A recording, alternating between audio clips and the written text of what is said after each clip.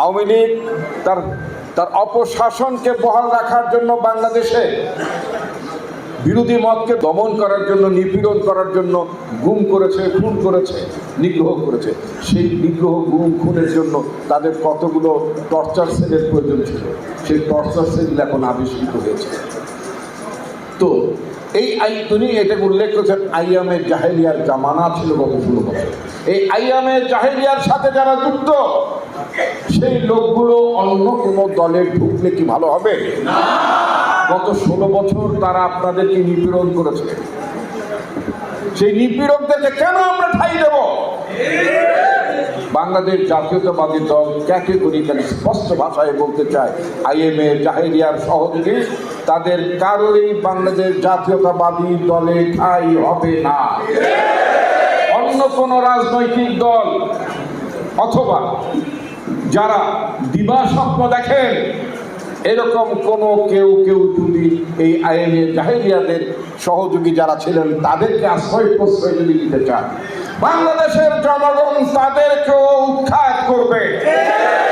নতুন করে আরেকটি বিপ্লব হবে, সেটা হচ্ছে আইএমএ জাহেলিয়ার যারা সহযোগী তাদেরকে যারা পুনর্বাসন করবে, তাদের বিরুদ্ধেও লড়াই হবে, তাদের বিরুদ্ধেও আন্দোলন হবে। আওয়ামী লীগকে নিষিদ্ধ করতে হবে, ছাত্রলীগের মতো আওয়ামী লীগকে নিষিদ্ধ করতে। কথায় কথায় বলবেন আওয়ামী রাজনীতি নিষিদ্ধ করবে, নিষিদ্ধ করছেন না কেন? বিএনপি না করেছে নাকি? কেন নিষিদ্ধ করছেন না? আইন তৈরি করেন।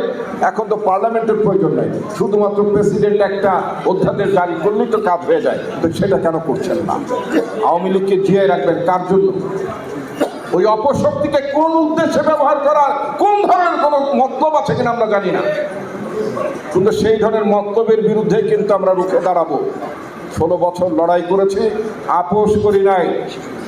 সুতরাং ভবিষ্যতে যদি ফ্যাসিস্টের সহযোগীদের পুনর্বাসন করার যদি কারোর কোনো মতলব থাকে, সে যেই দলের হোক না কেন, তাদের বিরুদ্ধেও কিন্তু আমরা লড়াই চালিয়ে যাব।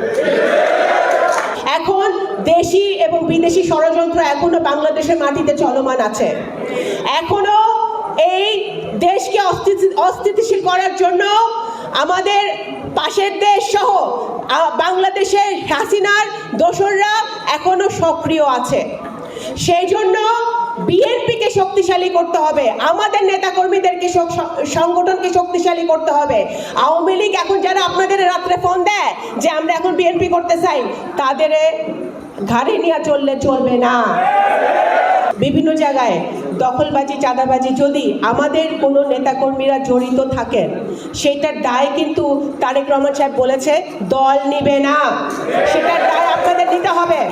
আমাদের কানে কথা আসে, বড় নেতারও কথা আসে, ছোট নেতারও টুকটাক কথা আসে, বিভিন্ন জায়গায় কথা আসে। এগুলোর থেকে বিরত থাকতে হবে, জনগণের পাশে থাকতে হবে, এই জনগণের বিপদে থাকতে হবে।